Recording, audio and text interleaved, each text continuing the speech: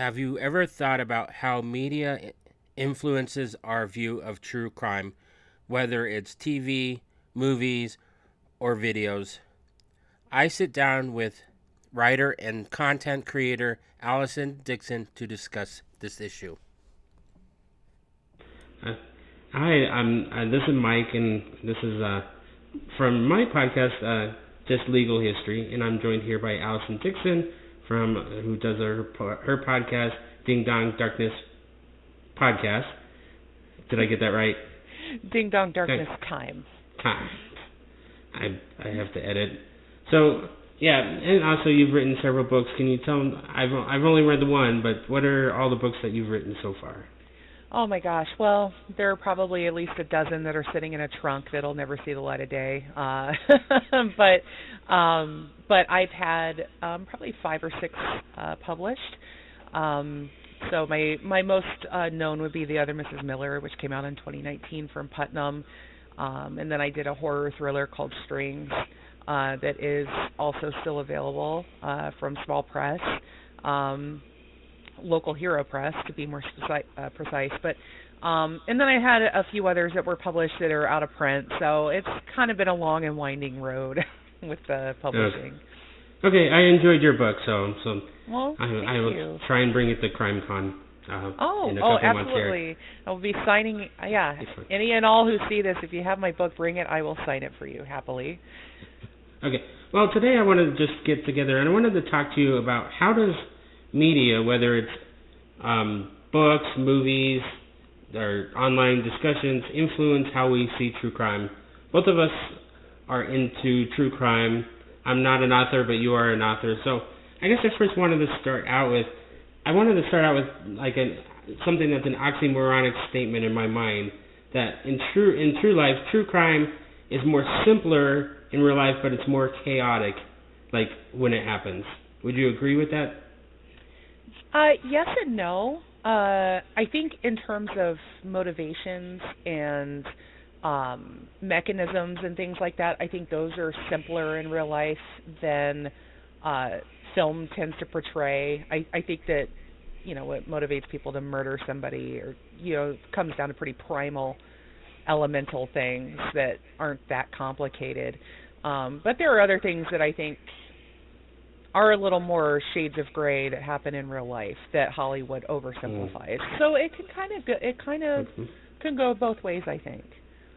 Okay, but I guess what I wanted to talk about is because when you're writing a book or doing a movie, you need to make sure the audience is engaged for like the complete 2 hours or the 400 pages. So you have to make it more complicated, or a lot of the stories where like you do 10 episodes or whatever, and what you're doing is every single episode you're changing who's doing it, or who you think is doing it. So that's what I mean by more complicated, like in media, because in real life there's not 10 people that want to kill someone. No, I think you're absolutely right there. It is interesting to see what it does take to, tell a compelling story for fiction consumption, because real life can be so mundane. Getting to talk to actual police officers, forensic people, things like that. I've had the opportunity to do that over the years, both as I served on a grand jury for 4 months here in my county several years ago, and so got to talk to a lot of police officers, lawyers, things like that, and then seeing what a forensic lab looks like and things like that. It's so clinical, it's so bureaucratic, it's so dull and beige, Whereas if you look at a TV show like CSI, the lab has never seen a light bulb brighter than 10 lumens in a medical lab, and everything's shiny and metal and so sleek and everything. And you look at a real morgue, it's not like that at all. And these detectives are not walking around in high heels and lipstick. So there's a bit of that. But I also wanted to bring that up because when you watch shows, like I grew up more with Bones than I did with CSI, and so it's kind of the same show, and you see how when you watch these shows, you see how closely tied the crime lab is to to the prosecution and the lawyers or whatever. That doesn't happen like in real. They're not sitting at the same place. I mean, they're the not prosecution in the interrogation. isn't. Correct. Yeah. So I mean, I was very confused by that when I was watching CSI. And I'll go back and say I forgot to complete my point earlier when I said, excuse me, that they make it look sleek and sexy. The fact of the matter is, it makes it more enjoyable to watch. I will admittedly, I far enjoy watching CSI Vegas than I would watching something that really does look like a real lab. Because it's kind of a bit of escapism. So if I'm watching a show like CSI where the bad guy's always caught and it's always engaging and interesting, and I don't know, I would much rather look at that on the TV screen. So in some ways I get why they do that as a consumer of entertainment, as opposed to, like, that's the hat I'm going to wear when I watch that versus the realist, who knows about true crime and the behind the scenes stuff, So take for example like the 3 guys killed in Kansas City like 2 weeks ago. Like, and when you watch like CSI or The Bones or whatever, it takes place in 45 minutes. So you're like but here we're complaining because we're not getting the autopsy reports in like a day, or like why aren't they giving us an autopsy reports within 45 minutes? They have a full toxicology report like that night, and those take weeks. They have to, the procedures that it takes to find out what drugs were in someone's system when they died. We know people who really know what's going on know that that's a 2-month process, and people should know. And you don't even have to be into true crime to know that. When a celebrity dies, often you don't get the cause of death because they say, they're running a toxicology and doing an autopsy, and then you don't hear about it again until about a month later. Matthew Perry being a very prime example there, And so if they couldn't rush it for Matthew Perry or some of these other high-profile people, then, the TV shows really make it seem like it's this normal turnaround. And I do wonder, have you done much digging on how that affects juries? Do you think it affects juries? The people that think, I don't know. I wanted to bring it. It affects it in a different way, and it's the CSI effect. Have you heard of that? Yes. So but it's different. It's not in terms of timing, but they expect so much more. Physical evidence. They expect somebody, like, you watch Bones or whatever, and where, like, if you get a chip on the third vertebrae, they know who did it. But that's not how it works. Like, there's not as much physical evidence pertaining to that in, like, real life. In a lot of the cases where the victim kind of knows the person, you're not going to get any of the things that we want. And I guess that sometimes kind of upsets me with some people when they're like, there's no physical evidence. I'm like, well, they're married, so fingerprints, DNA is not going to mean anything, for example. Right. And it also makes me think, I don't know if people really know what DNA is, because they're like, why wasn't there DNA left on the scene? I'm like, well, they didn't rape them, there was no blood, so if there's nothing of that, it's like, what DNA is going to be left on the scene? And in CSI, in particular, I remember this, they made a big deal out of epithelials. Like, everything you touched would leave behind skin cells, and then you could just pick those up. And I'm like, this is science fiction territory still, kind of, mostly. There are epithelial cells and evidence and stuff, but I imagine it would have to be like, if the person, say, had a skin condition where they were actively shedding skin cells, like psoriasis. I've had that. So it's, otherwise, that is not a common form of evidence that you could just run along. This is not the movie Gattaca, where you could just run a little vacuum and run. Great movie, by the way. It's one of my favorite movies. But, I think it does set people up for really unrealistic expectations as to the power. Fingerprints, that's another one. People think that you leave fingerprints on everything you touch. And I got to tell you, as a very pale Midwestern gal in wintertime, these fingerprints ain't been leaving impressions on anything. My hands are so dry. And so you think about the circumstances it takes to leave a good fingerprint on something are far rarer than people really appreciate. That was one thing the county prosecutor here explained to us for a grand jury, that fingerprint evidence is not nearly as prevalent as you might think it is. So even when it comes Yeah. down to that, Hollywood thinks, oh, I can lift a print and feed it right into the computer and get an immediate match. That doesn't happen either. No, it doesn't. And the same thing, I guess Brett and Alice talk about it on where like only 12% of guns have a usable print on them. And I think, and I've heard the same stat with DNA that only 10% of murder of scenes actually have DNA, DNA that means anything. So, yeah, the DNA thing is like you said. It's amazing what we can do with it now, like with the ability to do sort of the copying the sequence so that you can, like if you have a tiny sample, you can sort of like copy it so that you could sort of kind of increase the resolution of it or something. I can't remember the name of it, but it's something I read about a while ago. But, so it just means that you can pull DNA from much smaller sources than, say, you could even 10, 15 years ago. But that doesn't mean you're going to get usable DNA. And also, I think it's still a problem that if they're going to test that DNA, they're going to destroy that sample, and they're going to not have any more chances. And so that's also not something you see reflected very much in any movie or TV show. Or that's just not sexy enough. True. I know people hate that word. They hate the use of that word, but I say, sexy works because it's the thing that's attractive and alluring that makes us want to engage in it. So it's a great storytelling device, but it's not life.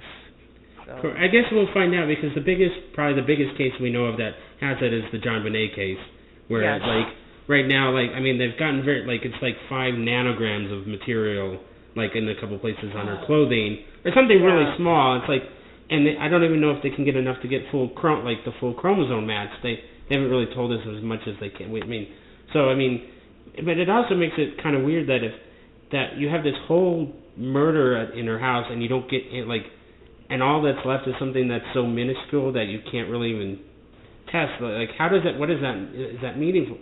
So I guess we'll find out sometime. They talk about it could be like a Chinese worker that made the underwear, for example, could have put it on there. Or anything with her, like with a young girl, she could have just picked it up like at the party or at school and was touching her underwear like the bathroom or something, and who knows. But maybe for that one we'll get a hit and they'll confess, and we can live with ourselves over who actually killed her. It would be an interesting thing because you're right. I think if they could extract that DNA and match it and get the guy, it would need an ironclad confession because there is probably no jury that would convict on that DNA evidence because it could have, like as you illustrated, it could have come from really.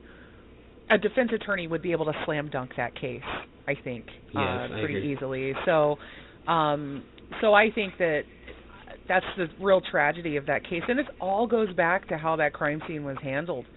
And that's the thing is when you see the real life stuff, and you think, man, we'd never see that in a movie unless it was a movie about people being intentionally incompetent, because the way that they handled that whole crime scene. Yikes! Yeah, I was the only person in Boulder, I think, during that week.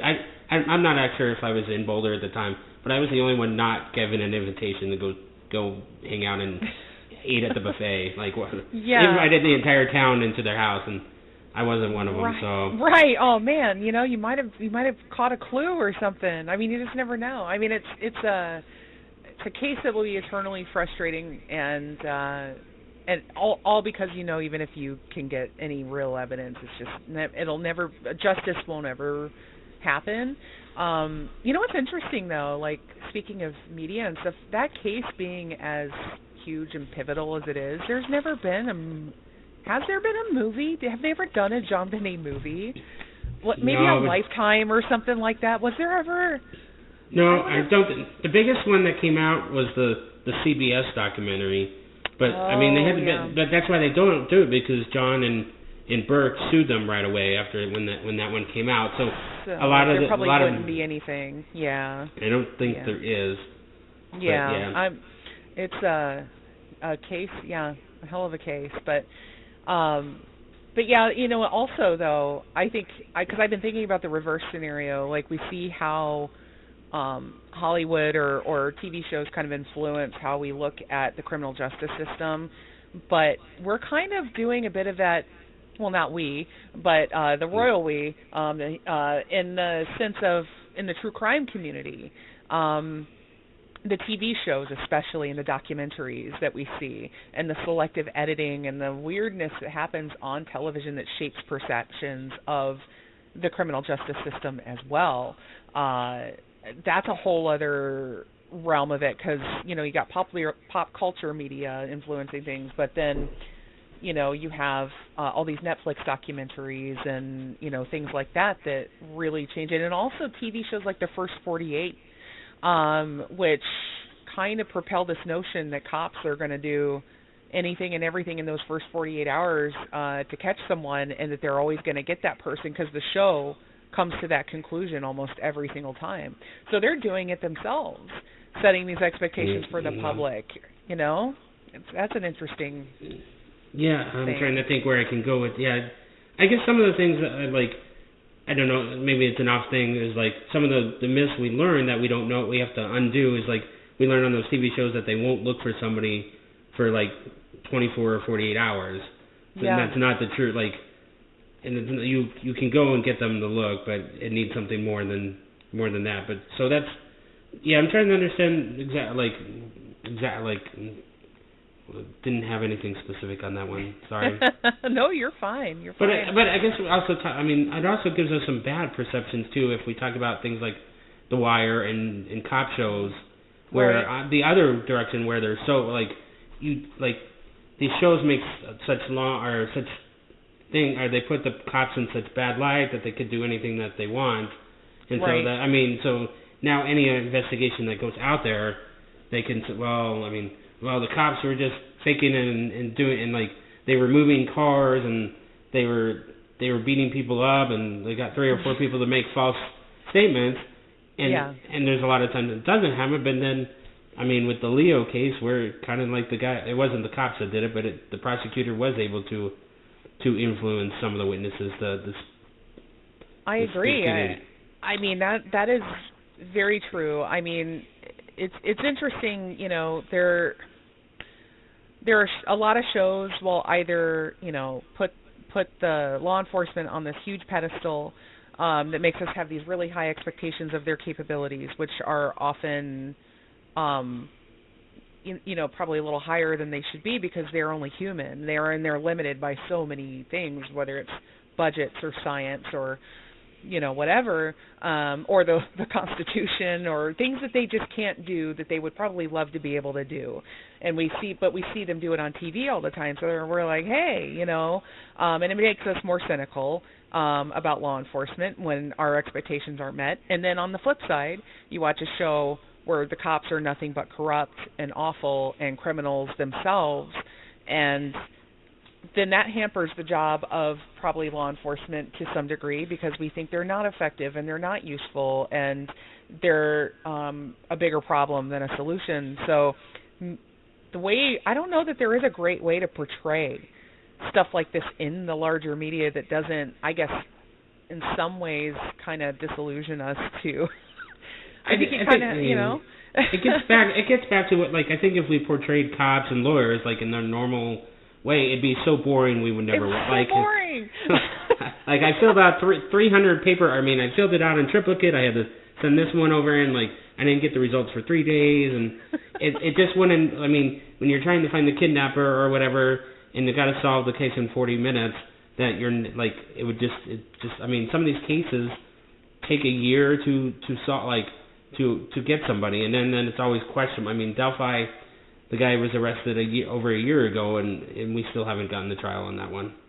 What's interesting, though, what I love about what podcasting has the power to do in this realm is, to bring up the prosecutors again, because I know that's kind of our most common link, between you and I, is that show, and they call themselves the cold water prosecutors because they're usually trying to, douse those, those quote unquote sexy theories that pop up because of TV and movies and, watching, things that just kind of or listening to the wrong podcasts that create conspiracies and, other news media that does that. But at the same time, people that get engaged in the kind of stuff that Brett and Alice are doing, the cold water work, where it is, we both see it as, less sexy, but it's still very interesting.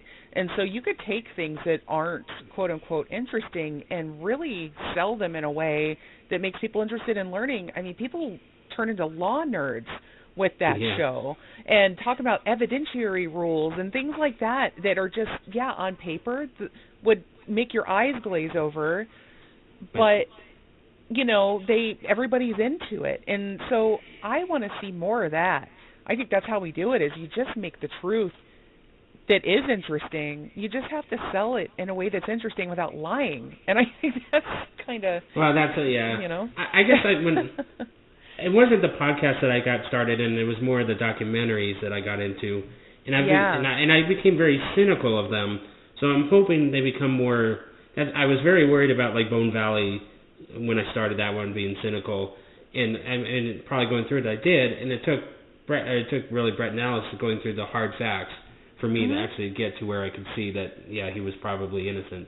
Where I was just so, like, I've been used to a lot of, like, the staircase was questionable, Sarah was questionable in the Adnan case, and a bunch of, like, making a murder. Just that they left out so many things that I always want to make sure of my own before I get it. And that's kind of why I'm so scared of going into the bigger cases where people are already so set, like the West Memphis and some of those other ones, like in Stephen Avery, where I don't want to get that until I guess now when people learn these cases, whether it's through podcasts or the movies, we know it down to, like, where was the shoelace found at the crime scene. So if you don't know that, like, and you start talking about it, the people that know something about it are going to really go after you if you don't know where that shoelace was found, for example. See, and this is why I'm getting into historical true crime, because, if it happened 80 years ago, maybe they won't be so impassioned and angry, even if it isn't solved. But, I mean, I have to say, though, with the documentaries, it's not getting any better in terms of how they're selling things in this kind of sleek, sexy way. I mean, to call two examples up, American Nightmare on Netflix purposefully edited it in such a way to make you actively dislike and disbelieve, especially the husband. Right up until halfway, it snags you with a plot twist.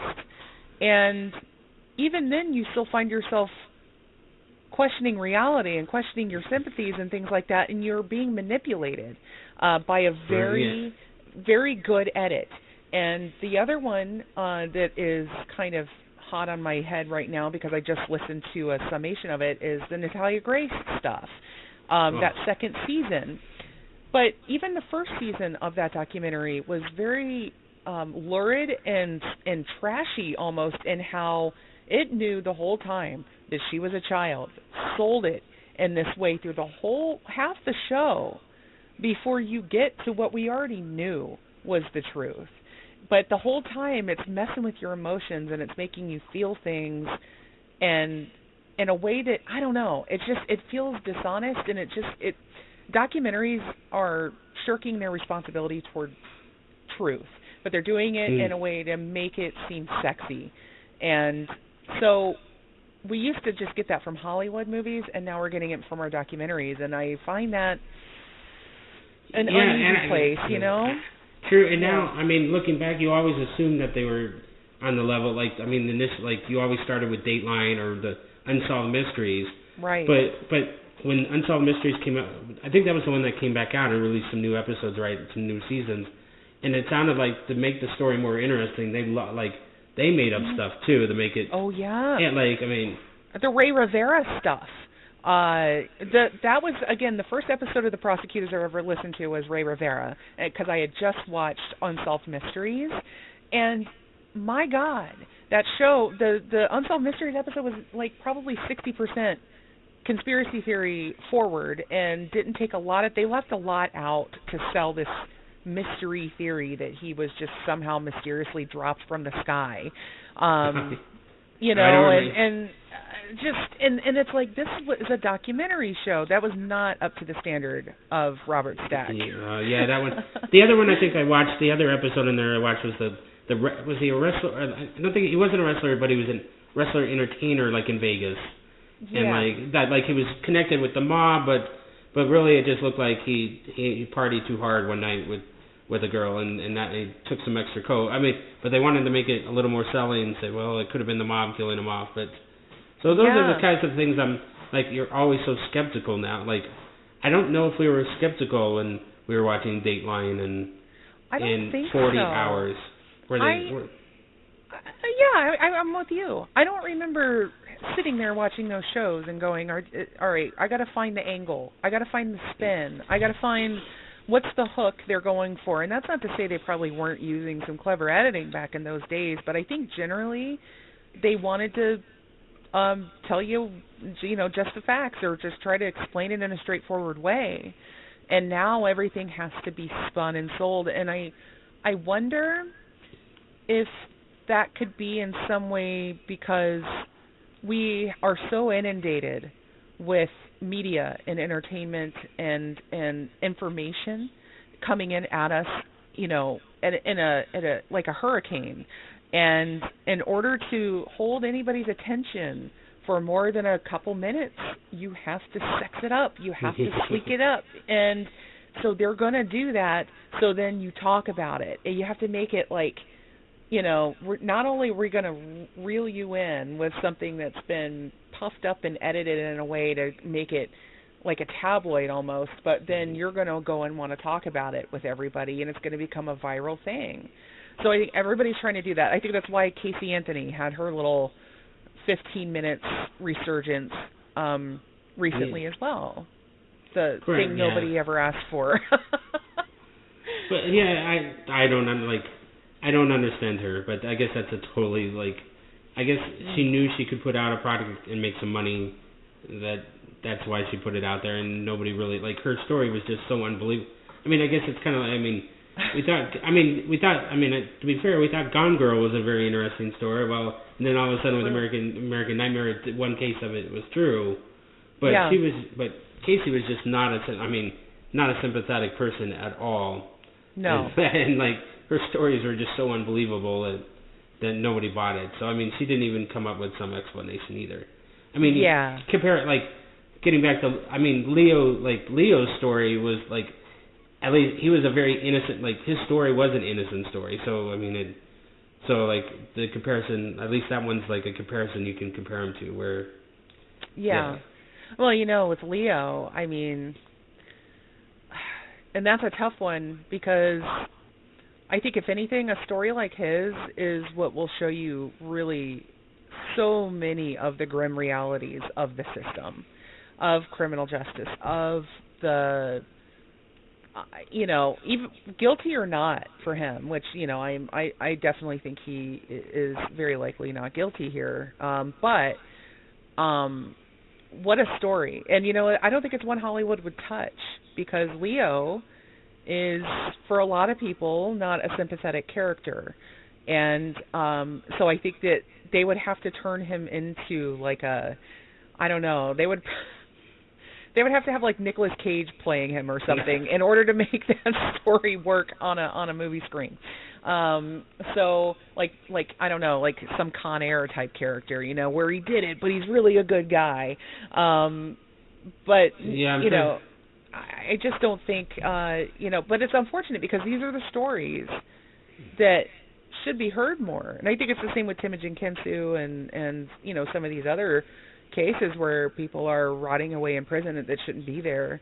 And I don't just mean that in a, because I know there's a lot of movement in the innocence community that is questionable. Yeah, but that's and that's the problem is that the real cases like Leo and Temujin are the ones that they need to put resources to, but the ones that some of the bigger ones are pointing to, I guess that they believe they are, but Scott Peterson's story is not believable for innocence. Some cult was robbing houses and just wanted a pregnant lady and kidnapped her and happened to leave the baby in the body. I I can't believe it. I just can't believe that this is the guy that people have decided must be innocent. I mean, he is so clearly not. And they had physical evidence. I mean, they didn't have overwhelming physical evidence, but they had enough. I mean, come on. They had enough. And then they had the data of him moving around. I would say they almost had more on Scott than they did on Adnan, possibly. I don't want to get into that, but I think... But seriously, I mean, both guilty as hell, but I mean, Scott, come on. But, I mean, to get back to, the way media affects our perception of true crime and stuff, I mean, it's like, it really is like such a multifaceted discussion we could have. I mean, my God, one thing I learned when I started getting into true crime really fast off the jump was the thing that always is wrong are the surveillance, the timestamps on the surveillance cameras. And the resolution is always 100% awful. It's like if you're counting on a surveillance camera to solve your crime for you, the movies also sold you poorly on that. Like enhanced image, and it's like pinching and zooming on an iPhone, like a brand new iPhone. That's not how it works, guys. So I guess moving forward, that's going to be with people with I guess it's a totally different conversation. But I feel bad for kids that they can't even go TP houses anymore because everybody has Ring cameras. You're very right about that. So that's aside. But and now with our phones tracking everything, there might be a chance. I guess that's what's going to probably get that Brian Kohlberg is how his phone was how much his phone was actually tracking him. And it's really hard for him. Yeah. And I guess it's a problem with the media, and it's always been the case because I did some historical research too on it, is how much the media plays in convicting people. Is we don't get both sides. We don't get both sides in the story. I mean, we only get the one side. So we'll have to see what Brian's defense. I don't know if he's going to plead or if he's going to. I think his defense is that he was too stupid. He's like, nobody would be this stupid to do what I did as a defense. I think that's the only thing that I am shocked that I don't know. I mean, everybody thinks that this trial won't happen, that he'll eventually plead out. I just don't see it happening, specifically because of the Bundy vibes he gives me. And Bundy wanted a show too. These guys want shows. And I mean, his whole MO just spoke of this dude studied all the sort of the elder gods of serial killing and thought he could copy it, and it's like those guys really only got away with it because of the limitations of forensics back then. And they didn't really get away with it. I'm just saying they got away with it longer. They were able to be serial killers because of the limitations and police work and forensics of the time versus now, where yes, your phone will get you caught, probably more than anything. I don't understand why he didn't. He had a time he could have just left it at home. Mm-hmm. Why he didn't leave his phone at home charging? Nobody would have known if he. I guess the other thing. I guess on the other side, are criminals going to be smart? Shouldn't criminals now become smarter with all this, with all the media attention? I think I saw a YouTube video. I think it was there's a YouTube. I watch Wired or GQ. They do a lot of such and such expert talks about how realistic this thing in the movies was, or that people are talking about is, and stuff like that. And they talked about our crime shows making criminals smarter, or to that extent making it easier for them to get away with it or cover their tracks. And by and large, I think they said something along the lines of not as much as you would think, because a lot of the people that commit these crimes are always going to be hamstrung by their own hubris and stupidity in the end a lot of times, And it's more of a crime of I think getting back to it, I think it seems like more murders or whatever true crime is. You think it's plotted out, but in real life, I think it's more you get mad, or and you snap. You snap, and then have to try and cover it up more than, I mean, unless there's like $1 million insurance policy on it and you're trying to think of it, then most of them just are heat of the moment kind of murders. And I think that's why we see more shootings, because I think there are people that, if you get to the point where you're homicidal, you're probably also maybe a little suicidal, and so you think, well, why go to the trouble to plan anything elaborate? I already want to kill someone, so I'm just going to go into the mall with my, AR and just mow some folks down. I mean, that's kind of like, I think, the way that we have evolved as a species when it comes to dealing with homicidal urges is they have become a lot more impulsive, because you can't, you're being watched a lot more than you think.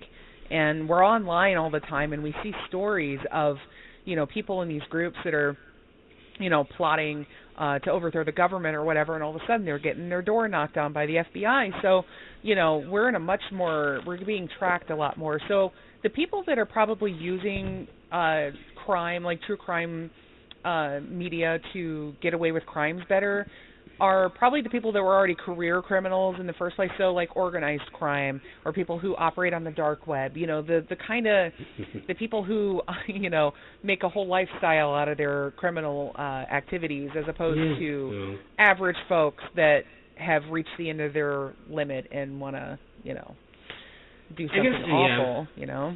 So it's kind of getting back to the media, and there was a lot of shit like we'll watch it like I'm trying to think. Oh, sorry, I lost my train of thought. But just that in the media, like a lot of things in the past, like were movies that were like, we could see that they were fiction. Fiction, but like they didn't hold up well. Like Heathers, I'm thinking of where doesn't he go and try and blow up the school? And how much do we think the media cause? I guess there's a whole bunch of causes why school shootings and things like that are, but I'm wondering if how much media had over influence of that. I don't, if it's too, I understand if we don't want to get into that, but I'm wondering, because what changed of, like, I think people before were like, I'll just commit suicide. Yeah. And then that'd be easy, but now it's like, okay, if I'm going to commit suicide, I want to go out with a bang. To be completely honest, I think that the internet, and I don't say that to condemn the internet as this evil place, or here we are sitting talking on it right now, but I think the concept of introducing humankind to this barrage of incoming information and stimuli, while also distancing ourselves from our communities, bit by bit as we become a bit more distant and diasporic, because we kind of all spread out from one another, and we're all seeking that identity and that community and that belonging, and we feel this deep kind of loneliness that the internet just kind of magnifies for a lot of people, and I mean people who are already kind of socially isolated, and then they fall into a rabbit hole of some kind on the internet that's negative, that negatively reinforces a lot of things. And so I think that has been the main influencer, because I don't know that our brains were ready for all this just yet, especially young brains. I think the young brains they're still figuring all that out, but they're seeing and hearing and experiencing things at a rate that we had no concept of when in our own youth, and I think that's having an effect on people. That I think we're gonna continue to see play out in very interesting and possibly very dark ways. Unfortunately, my eldest son, who's 22, he's teaching a D&D. Dungeons and Dragons course. He does that for our local rec center for middle school kids, and so he's getting to interact with a lot of 10 to 12-year-olds, and he could barely understand these kids at all. As a 22-year-old, wow, they're practically speaking a whole new language because they came up staring into iPads all day. Yep.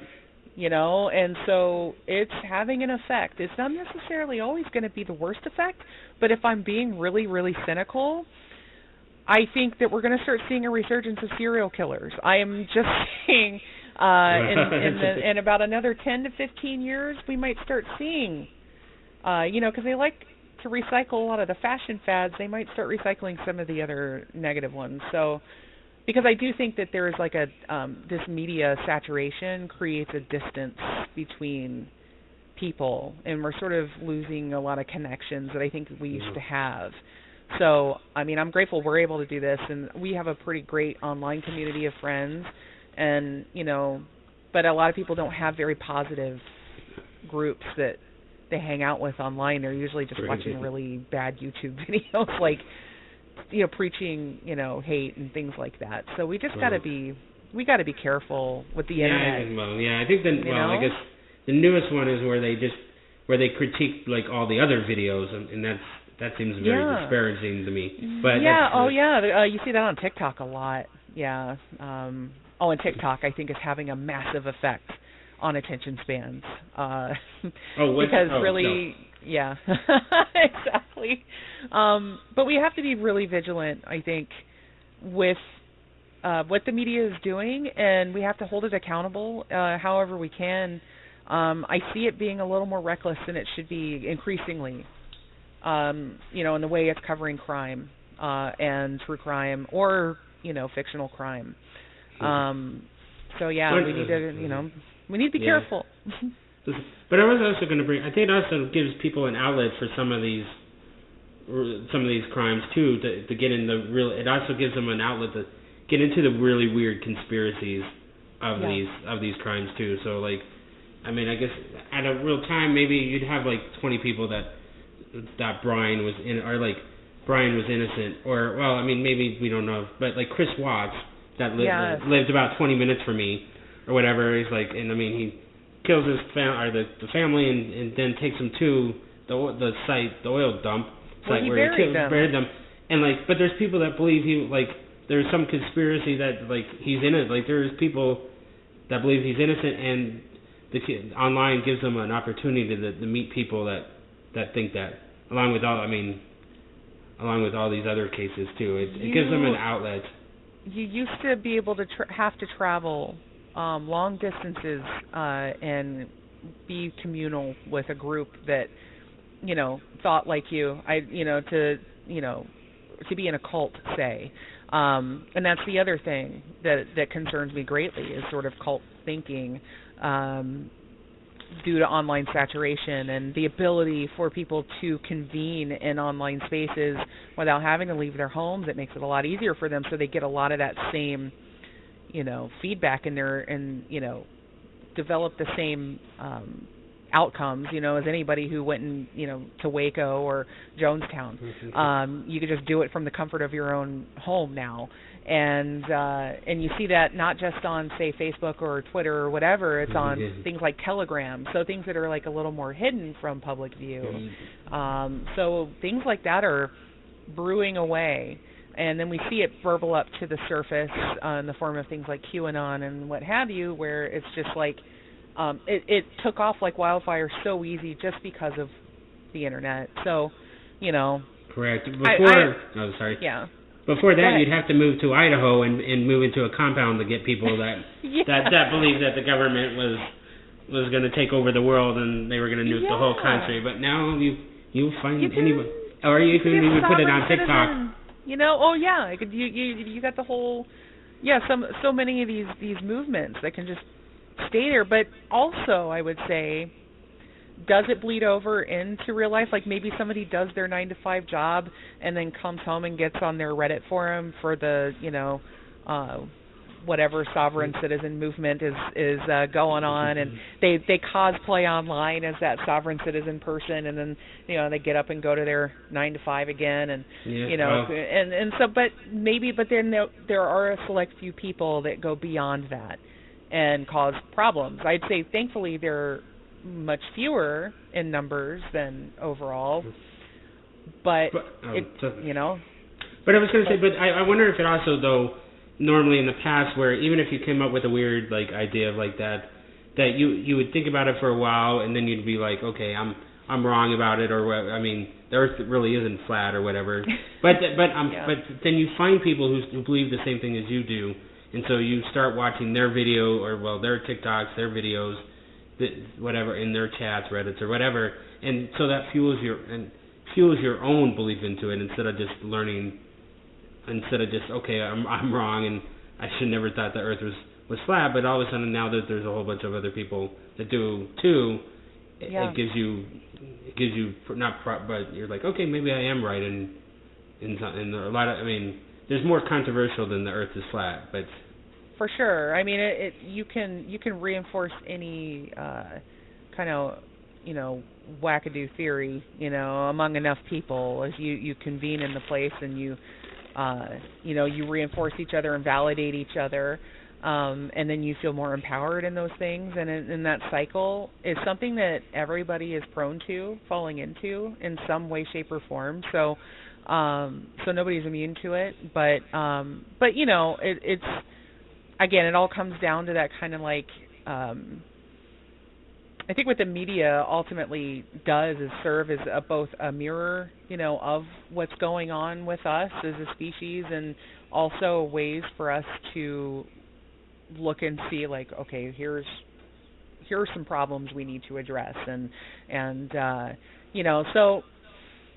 God, it's such a complex thing. I mean, we could have this conversation could take like 50 different shapes, but I feel like we kind of skimmed the surface like a flat rock on a pond that you skipping that rock, just like landing on a few things. But I mean, take any number of things we talked about, we could have a whole show on.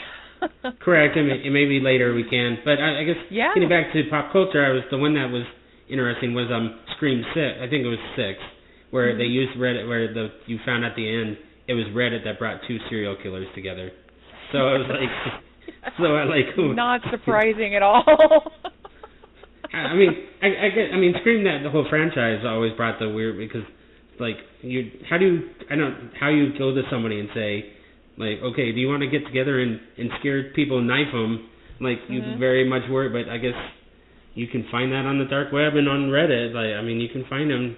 So you know what really gets me, like, in a a pop culture sort of interpretation of a serial killer or a very elaborate killer are the ones that have such elaborate crime scenes. Like, did you ever watch Dexter? Yes, I did. Every one of the serial killers featured in every season was like the most industrious, like, hardworking serial killer I've ever seen in my life, like staging these most elaborate, the ice truck killer, and the one that Colin Hanks played, where he set the bodies up in these like morbid tableaus, and they were like apocalyptic, and and then it's just like that kind of stuff. You just don't. That's what elevates, I think, like a crime up to like a hyper reality kind of space. And it allows us to kind of like enjoy it while knowing it is pure fiction. And honestly, I think that's healthier than I think the ones that try to make it seem real. Because at least with like Dexter or Hannibal or some of these other shows that kind of turn it into like a morbid art piece, it's kind of like, yeah, I know, I can separate reality from fiction. I wish there was more of that. I just feel like people get more hooked on the procedurals and the things that make it seem like they're in a real cop scenario, and when it really is anything but. It's every bit as fantastical as Dexter, but people think it's real, and that's the problem, I hope they can see that Dexter is like something like Dexter's, but I mean, we do have the ones like, I mean, but I guess, I mean, everybody blames Israel Keys for everything, and I don't know. I mean, I read the one book about him, and like, he'd just go to another city and find a couple or whatever, and that was like, that's why it was so hard to find them, because they were so random. And Ted Bundy just found any cute girl that looked like his ex or whatever, right? And so. And even he had a few deviations, from that pattern. He killed his last victim was like a 12-year-old girl. And then there was, so he had a few deviations from it. So that's the other thing that Hollywood, they sell, like, oh, a serial killer will never deviate from their pattern or their signature or their MO. And it's like, That's not necessarily true. They will, and they can, and they often will. Just because, like, we're human beings, you know, we're not computers, not even like a serial killer. So, so people think like, oh, well, if I colored my hair different, then maybe Ted Bundy wouldn't get me. And I'm like, no, that's not necessarily the case. So that's the other part of, I guess, media kind of selling things differently than reality. With murderers especially. But well, okay, man. Well, thank you for taking the time to talk with me, and I don't. Of course. I'm still trying to learn this stuff, whether to go deep into something or skim the surface like we did. So, hey, skim the surface, or maybe we can talk about a movie on my show or something. Yeah. And, we can talk about, because I know you're big on the movies, man. So. Yes, I am.